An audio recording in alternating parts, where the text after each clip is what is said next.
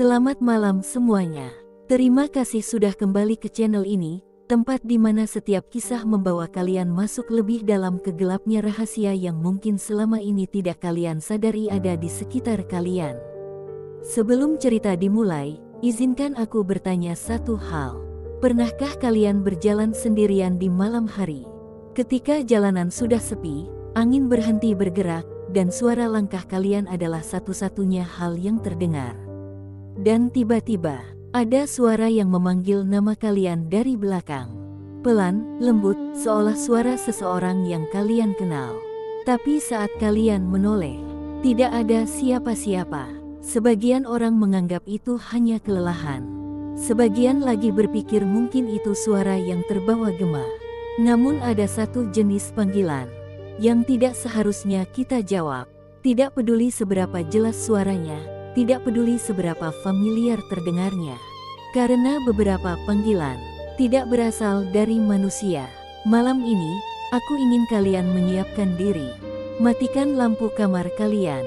Atur posisi duduk senyaman mungkin. Dan kalau kalian masih sendirian sekarang, pastikan pintu di belakang kalian sudah tertutup. Karena cerita malam ini bukan hanya tentang suara, tapi tentang sesuatu yang bisa mengikuti, yang bisa meniru suara siapapun, dan yang hanya membutuhkan satu hal dari kalian, untuk menoleh. Inilah kisah penuh kengerian berjudul Suara Panggilan Nama Misterius yang Mengganggu. Jika kalian merasa ada yang memanggil nama kalian saat cerita ini berjalan, anggap saja itu hanya imajinasi. Kita mulai. Malam itu, angin bergerak pelan, menyisir dedaunan yang menggantung basah setelah hujan sore tadi. Raka pulang sendirian, berjalan menyusuri jalan kecil yang hanya diterangi satu deret lampu kuning redup. Suasana lengang, tidak ada kendaraan lewat, yang terdengar hanya gesekan sandal Raka dan suara air menetes dari pepohonan. Raka baru saja lembur dan ia tidak punya pilihan selain berjalan kaki melewati gang panjang ini. Biasanya tak masalah, tapi malam ini ada sesuatu yang terasa berbeda. Udara seperti menahan napas. Setiap langkah yang ia ambil terasa memantul dari dinding-dinding rumah tua yang berjajar. Saat Raka melewati tikungan, mendadak, Raka, ia berhenti. Suara itu pelan, seperti bisikan, tapi jelas sekali terdengar memanggil namanya dari belakang. Raka menelan ludah. Ia langsung menoleh. Tidak ada siapa-siapa. Gang kosong. Bahkan hembusan angin pun seperti berhenti. Ia mencoba mengabaikan dan melanjutkan langkah. Namun baru beberapa meter, Raka, kali ini suaranya lebih dekat. Tepat di belakang telinganya. Seperti ada seseorang berdiri di belakang punggungnya. Raka langsung berputar cepat, hampir tersandung. Lagi-lagi kosong. Raka mengeluarkan ponselnya, menyalakan senter, dan menyinari seluruh arah. Tidak ada bayangan manusia, tidak ada langkah kaki, tidak ada suara apapun selain detak jantungnya sendiri yang mulai tak beraturan. Ia berjalan lebih cepat, nafasnya mulai kacau. Raka, tunggu. Dingin merambat dari belakang tengkuknya. Raka memegang tengkuknya karena merasa seperti ada yang meniup pelan. Tanpa pikir panjang lagi, ia berlari.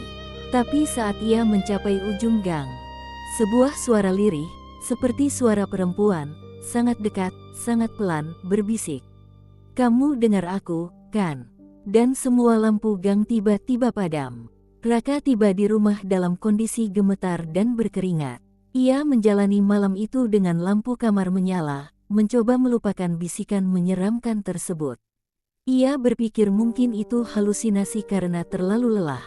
Namun keesokan hari, ketika malam kembali turun, rasa gelisah mulai muncul. Raka pulang lebih awal, berharap terhindar dari kejadian aneh tersebut. Tapi takdir berkata lain.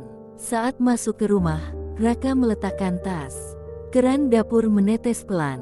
TV mati. Semua tampak biasa. Tetapi suasana rumah seperti lebih dingin dari biasanya. Raka memutuskan mandi untuk menyegarkan diri. Ketika air mengalir, uap hangat memenuhi ruangan. Ia menutup mata sebentar, mencoba rileks. Lalu, di sela suara air, Raka membuka mata dengan cepat. Kepalanya menoleh ke pintu kamar mandi. Tidak, suara itu bukan dari luar. Suara itu datang dari belakang tirai shower. Ia mematikan shower, berdiri terpaku. Hening, tidak ada suara apapun. Ia menahan napas, mengumpulkan keberanian, lalu menarik tirai itu dengan cepat. Kosong, tidak ada siapa-siapa. Ia tertawa getir, mencoba meyakinkan diri bahwa itu hanya sugesti. Setelah mandi, ia menuju kamar. Namun begitu melewati ruang tengah, televisi menyala sendiri, layar hitam, hanya suara statik mengisi ruangan.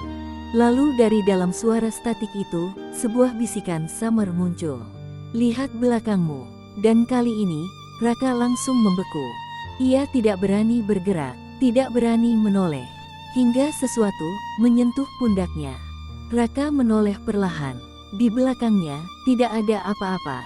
Pundaknya hanya seperti terkena tangan dingin, tapi tidak ada wujud. Tubuhnya lemas, lututnya hampir roboh. Ia mematikan TV dan masuk kamar, mengunci pintu rapat-rapat. Namun malam itu ia tidak bisa tidur. Berkali-kali ia merasa ada yang menatapnya dari sudut kamar. Ketika jam menunjukkan pukul 2 lebih sedikit, Raka akhirnya tertidur. Tapi tidur itu tidak berlangsung lama. Karena ia terbangun oleh suara seseorang memanggil namanya tepat di atas kepalanya. Raka, suara itu lirih, seperti seseorang yang menempelkan mulutnya ke kuping Raka. Tubuhnya langsung kaku. Ia membuka mata perlahan dan melihat bayangan seseorang berdiri di sisi tempat tidur. Bayangan itu tinggi, kurus, dan tidak bergerak sama sekali. Dengan tangan gemetar, Raka meraih ponsel untuk menyalakan senter. Saat cahaya menyinari bayangan itu, tubuh sosok tersebut terlihat jelas. Perempuan dengan rambut panjang kusut menutup wajahnya, gaun putih lusuh, dan kulitnya pucat seperti tidak pernah bertemu matahari. Tapi hal yang paling membuat Raka hampir menjerit adalah perempuan itu tidak punya wajah. Tidak ada mata, tidak ada hidung, tidak ada mulut. Hanya kulit datar yang bergerak-gerak seperti berdenyut. Namun meski tanpa mulut, suara itu tetap terdengar. Raka, lihat aku. Sosok itu terhuyung maju, mendekat dengan gerakan patah-patah, seperti sendi tubuhnya tidak berfungsi. Raka mundur ke pojokan kamar, ponsel terjatuh. Senter mati, kamar gelap, dan dari kegelapan yang pekat, wajah datar itu muncul tepat di depan wajahnya. Setelah malam itu, Raka tidak bisa tinggal di rumah. Ia memilih tidur di ruang tamu dengan semua lampu menyala. Tapi sosok itu tetap muncul. Ketika jam mendekati pukul 1, pintu kamar belakang berdecit pelan. Padahal Raka tahu ia sudah menguncinya. Suara derit pintu itu terdengar panjang, lambat, seakan ada seseorang membuka pintu sambil menatapnya dari kegelapan. Raka menegakkan tubuhnya, memegang bantal seperti memegang perisai. Lalu suara itu terdengar lagi. Raka, kali ini suaranya bukan dari belakang, bukan dari depan, bukan dari samping. Suaranya datang dari bawah sofa tempat Raka duduk. Raka merayap bangun perlahan, berdiri sambil memundurkan langkah. Tiba-tiba tangan pucat keluar dari bawah sofa, memegang kaki Raka dan menariknya keras. Raka jatuh, menyeret lantai, berteriak sekuat tenaga. Dari bawah sofa, wajah datar itu muncul perlahan, memaksa keluar seperti bangkai yang dipaksa merangkak. Dan suara itu terus memanggil, "Aku di sini, aku selalu di belakangmu." Raka menendang, meronta, berlari ke pintu depan. Tapi pintu itu tertutup rapat seolah terkunci dari luar. Lampu ruang tamu berkedip-kedip. Bayangan perempuan itu berdiri di tengah ruangan. Tubuhnya terputus-putus dalam kilatan cahaya. Raka tak tahan lagi. Ia berlari ke kamar mandi, mengunci diri di dalam, gemetar tanpa suara. Tapi, ketika ia mengatur napas, seseorang mengetuk pintu. Tok, tok, tok. Lalu, "Raka, bukakan pintunya, aku di belakangmu." Malam itu menjadi malam terpanjang dalam hidup Raka. Ia bersembunyi di kamar mandi sampai fajar menyingsing. Ketika matahari muncul, suara-suara itu hilang. Ketukan hilang. Dengan tubuh lemah, ia keluar dari rumah. Ia pergi ke rumah temannya dan menceritakan semuanya. Temannya memaksanya untuk melakukan sesuatu yang simpel tapi logis. Jangan jawab kalau ada yang memanggil namamu dari belakang, sekalipun kamu kenal suaranya. Menurut temannya, ada makhluk yang meniru suara manusia untuk mengambil orang yang menoleh padanya. Dan Raka bersyukur ia tidak pernah menjawab panggilan itu. Namun masalahnya, makhluk itu sudah menempel padanya. 2 hari berlalu tanpa kejadian aneh. Raka mulai tenang, tapi malam ketiga, ketika Raka dan temannya duduk di ruang tamu, lampu tiba-tiba mati. Angin dingin masuk, meski semua jendela tertutup. Dalam gelap itu, suara perempuan itu muncul lagi. Raka, temannya langsung menegang. Raka memeluk dirinya sendiri. Jangan jawab, bisik temannya. Tapi suara itu berubah, bukan lagi suara perempuan. Sekarang suara itu terdengar seperti suara temannya sendiri. Raka, tolong aku, lihat aku. Temannya menutup telinganya. Raka gemetar hebat.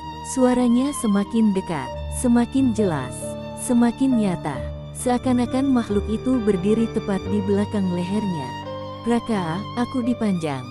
Suara itu patah-patah, seperti pita kaset yang rusak.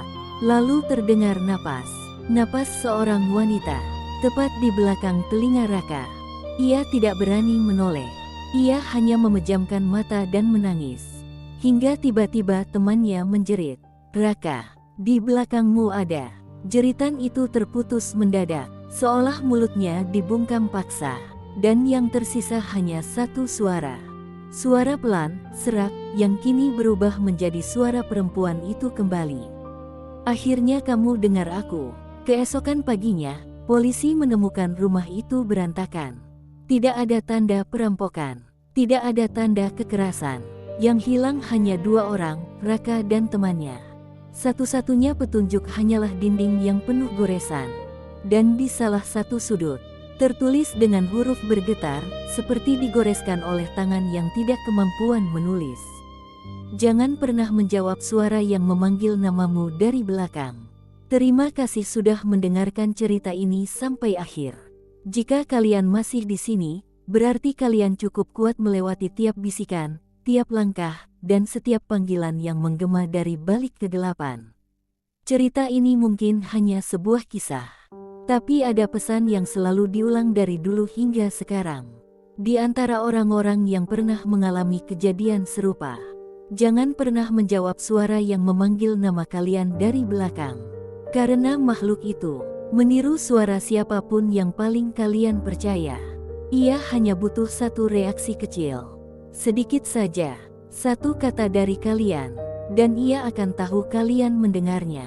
Ia akan tahu kalian merespons.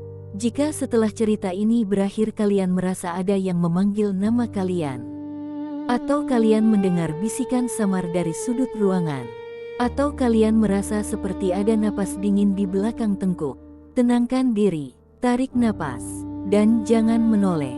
Sampai jumpa di kisah berikutnya.